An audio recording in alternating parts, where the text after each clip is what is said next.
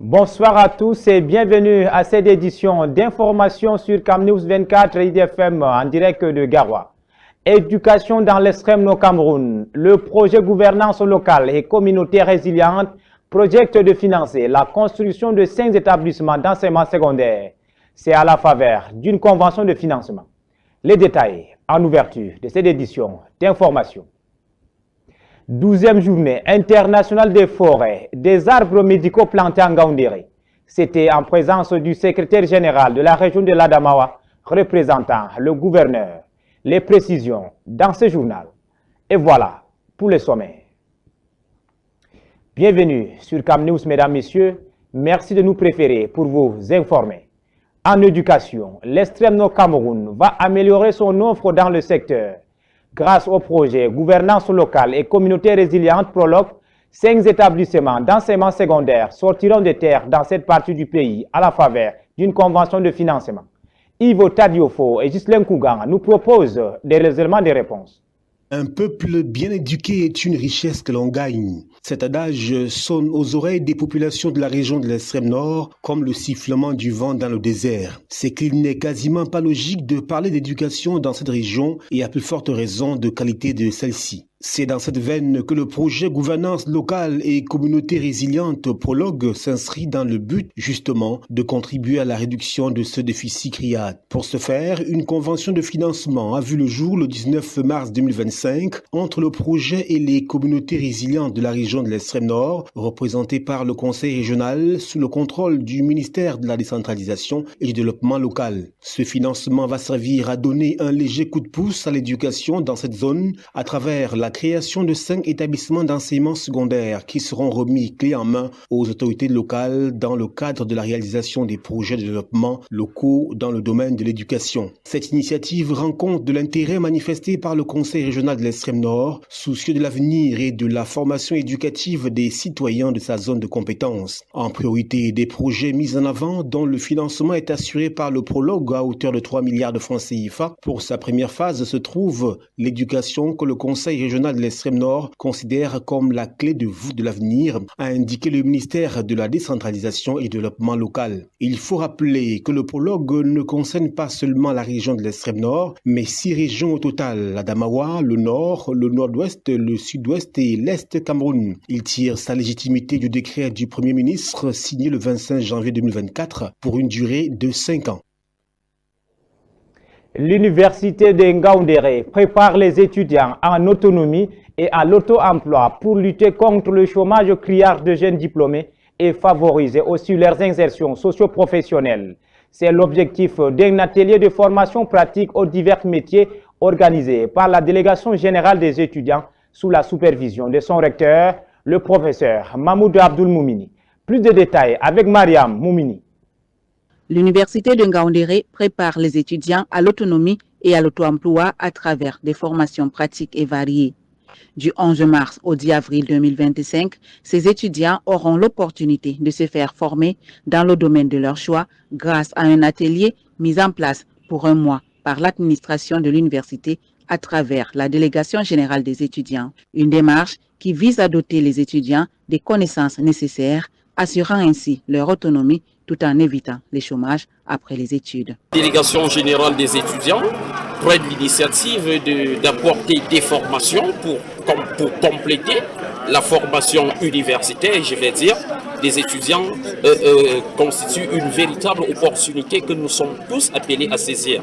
Une grande contribution à l'étudiant. Vous avez vu une anecdote sur les réseaux sociaux. Nos grands frères docteurs se retrouvaient devant le ministère de l'enseignement supérieur pour réclamer ne serait-ce qu'un emploi. Nous ne voulons plus se retrouver dans ce genre de situation. À la sortie de notre formation universitaire, il faut que nous soyons étudiants, nous soyons autonomes. Art oratoire, culinaire, laitière, pâtisserie, savonnerie, marketing, informatique de maintenance, couture, conduite et bien d'autres modules de formation sont offerts aux étudiants, avec des formateurs qualifiés et mobilisés pendant un mois pour dispenser les cours dans les domaines sollicités. J'ai commencé par sonder leurs avis pour connaître leurs attentes. Parce qu'on ne peut pas venir apporter une contribution à une personne, peut-être pour un aspect qu'il connaît déjà. Alors, il est donc question de savoir qu'est-ce qu'ils veulent. Les étudiants inscrits à cette formation ont répondu en nombre à la cérémonie de lancement qui s'est tenue à l'amphithéâtre Belaka Samboum. Leur présence témoigne de leur intérêt à cette initiative. Ils sont de plus en plus nombreux à bousculer la porte de cet atelier. Cette formation, je trouve intéressante parce que ça va me permettre de familiariser avec le monde informatique. Cette formation pratique, débutée le 11 mars pour un mois, est une première à l'université de Ngaoundéré. Elle représente une occasion unique pour chaque étudiant d'acquérir une connaissance de base essentielle pour trouver un travail ou créer son entreprise. De concert avec le reste du Cameroun et le monde, la ville de Ngaoundéré, nous y sommes et nous y restons à célébrer la 12e journée internationale de la forêt, et c'est justement le centre hospitalier de référence régionale de Ngaoundéré qui a servi de cadre pour cette cérémonie présidée par le secrétaire général de la région de l'Adamawa, Christian Abouma Biloa. Reportage Kabirou Ismaïla. Les forêts couvrent environ 31% de la surface terrestre et jouent un rôle essentiel dans la régulation climatique, la conservation de la biodiversité et la fourniture des ressources vitales. La région de l'Adamawa, reconnue pour sa riche flore et faune, abrite des écosystèmes précieux qui sont malheureusement menacés par divers facteurs, notamment la déforestation. L'Adamawa constitue une zone de transition entre les riches forêts du sud et les savanes du nord. C'est la zone privilégiée des galeries forestières et des savanes boisées. Notre région reste très riche sur le plan de la faune. On y retrouve les espèces animales phares, telles que les éléphants, les buffles, les hippopotames, les crocodiles, les lions, mais également beaucoup de primates et beaucoup d'espèces d'oiseaux. Malgré les efforts consentis depuis des décennies par les pouvoirs publics pour préserver ce patrimoine, on constate malheureusement au fil des années une diminution réelle de cette richesse sous l'effet conjugué des actions anthropiques et des facteurs naturels. Au rang de ces menaces, on peut citer sans être exhaustif l'exploitation forestière illégale dans les galeries forestières, le braconnage des grands mammifères dans et à l'extérieur des aires protégées, les feux de brousse précoces, l'agriculture itinérante sur brûlis et les pratiques agricoles non durables, le surpâturage et la transhumance. Cet événement a réuni diverses autorités, des agents de la faune et des forêts, ainsi que d'autres personnalités marquantes, symbolisant un moment fort pour sensibiliser la population de la région de l'Adamawa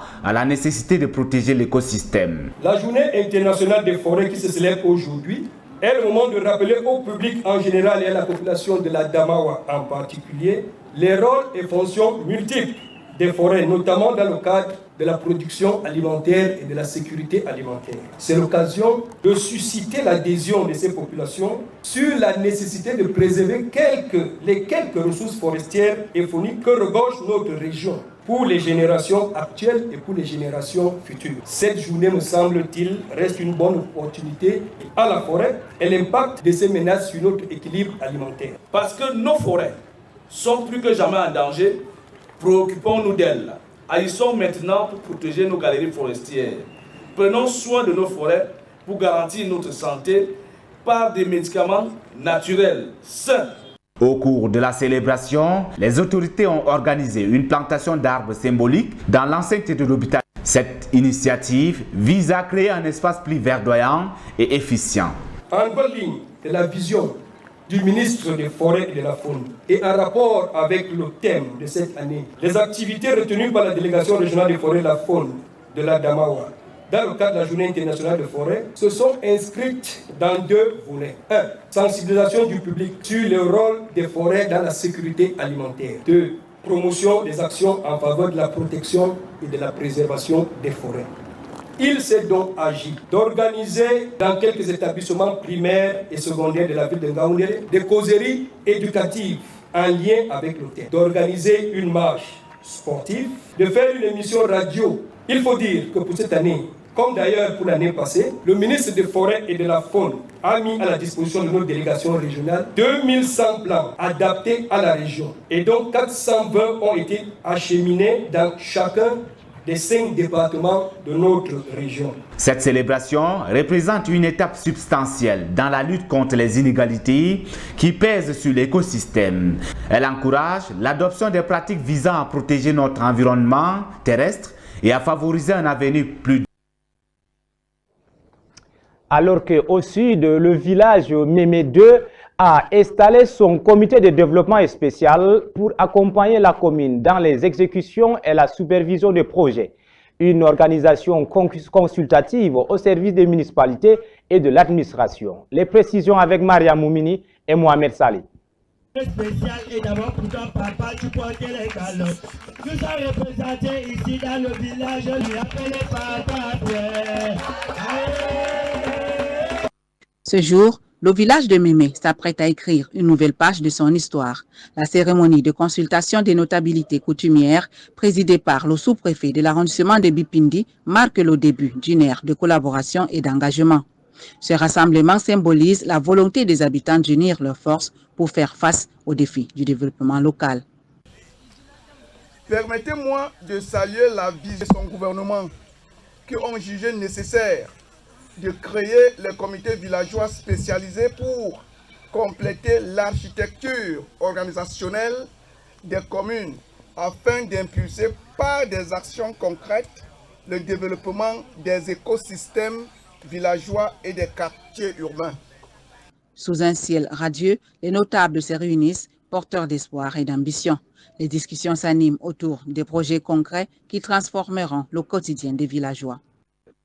Chaque voix compte, chaque idée est précieuse, car c'est ensemble qu'ils construiront l'avenir de Mémé. Par rapport au nouveau bureau qui vient d'être installé, nous attendons de subvenir aux besoins de la communauté. Et nous savons qu'ils sont à la hauteur de subvenir à ces besoins.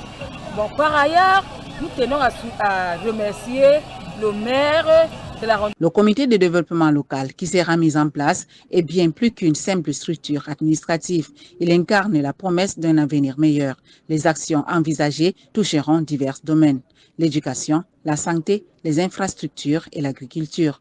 Avec la détermination des notables et le soutien du sous-préfet, Mémé s'engage sur la voie du progrès durable. En ce moment historique, les habitants ressentent une énergie nouvelle.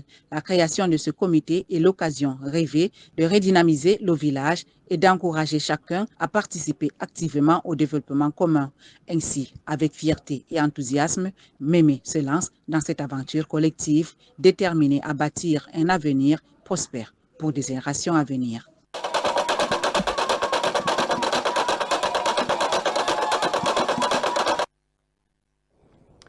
Le sport mis au service de l'intégration de la sous-région d'Afrique centrale. Les comités des pays de la CEMAC ont massivement assisté aux activités marquant la 16e édition de la journée de la CEMAC célébrée à Yaoundé. Reportage Mariam Moumi et Mohamed Salih. Le Tchad au Cameroun est chez lui, le Gabon au Cameroun est chez lui également. Pareil que le Cameroun, l'un des pays de la CEMAC se retrouve également chez lui. Donc on encourage l'intégration régionale et on promeut le fait que ce ne soit pas juste des mots ou des concepts, mais que ce soit une réalité. C'est un grand événement sportif qui a animé les artères de la capitale Yaoundé à l'occasion de la 16e journée de la CEMAC, édition 2025. Parmi les participants, on retrouve la direction de l'intégration régionale du Ménépat, la représentation de la commission CEMAC, ainsi que la JS-CEMAC et ses divers démembrements, incluant le club JS-CEMAC de l'IRIC, le club JS-CEMAC de l'Université de Yaoundé 1, l'ICEA et l'INJS. Cette initiative avait pour objectif de renforcer les liens entre les nations et de promouvoir l'intégration sous-régionale ainsi que le vivre ensemble au sein de l'espace CEMAC. Le rassemblement a débuté à 6 h sur l'esplanade de l'immeuble Rose. L'itinéraire emprunté était l'immeuble Rose, pharmacie du Soleil, service du gouverneur, Nouvelle Pastos pour chuter au Palais des Congrès. En parallèle, une autre activité a également connu un succès remarquable, la Coupe de l'intégration qui s'est déroulée du 10 au 15 mars. Ce tournoi a réuni les jeunes de 6 États de la CEMAC et la finale a opposé le Tchad au Gabon. L'équipe tchadienne a triomphé avec un score de 2-0 lors d'un match disputé au stade Mateko de l'Université de Yaoundé 1.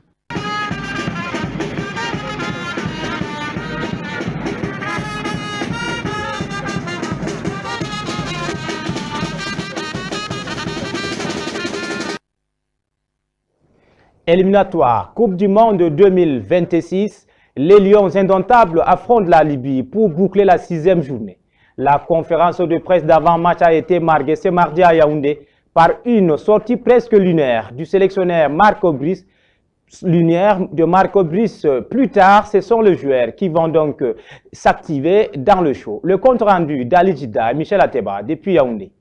C'est un entraîneur confiant et rassuré qui s'est présenté devant la presse à quelques heures de la rencontre contre la Libye. Accompagné de André Onana, Marc Brice répond à toutes les questions liées à l'affiche de ce mardi. Cependant, le Belge, visiblement en colère sur une précision de l'attaché de presse de l'équipe au sujet d'une question, est sorti de lui. Je voudrais faire une ou deux précisions. Quand vous venez en conférence de presse, on ne sait pas qui va poser la question. Je suis libre de donner le micro à qui je veux. Ici, le patron, c'est moi. Je fais mon travail. C'est moi qui gère la conférence de presse. L'entraîneur ou le joueur répond aux questions. Monsieur Franck-Éric Zifo, vous avez la parole. Bonsoir et merci monsieur. Laisse-moi ajouter quelque chose. Moi je suis le patron sur le banc, mais il y a toujours des autres sur le banc. Alors... La question de la présence ou pas de l'assistant Joachim Munonga était l'une des préoccupations des joueurs et des journalistes. Aux environs de 23 heures, le capitaine Vincent Aubakar et ses coéquipiers font une sortie sous forme de déclaration. Mes chers officiers des Lions indomptables, chers compatriotes, c'est avec une émotion profonde et un véritable esprit d'humilité que nous, joueurs de la sélection nationale camerounaise, les Lions indomptables, nous choisissons aujourd'hui de prendre la parole. Ces messages proviennent du cœur, car nous savons être non seulement les porte-drapeaux de notre nation sur le terrain, mais aussi les soldats du peuple camerounais, gardiens de l'héritage et du patrimoine que représente le football dans notre pays. Nous ne prenons que très rarement la parole publiquement, car nous estimons que notre rôle en tant que sportif est avant tout de parler sur le terrain. Bien avant cette déclaration, le groupe va procéder à l'ultime séance d'entraînement au stade Amadou Ahidjo de Yaoundé. Les Lions indomptables affrontent ce mardi l'équipe nationale de la Libye à 20h. Voilà, mesdames, messieurs, c'est la fin de cette édition d'information du soir sur CamNews 24 IDFM en direct de Garoua. Merci de nous avoir suivis. Passez une excellente soirée.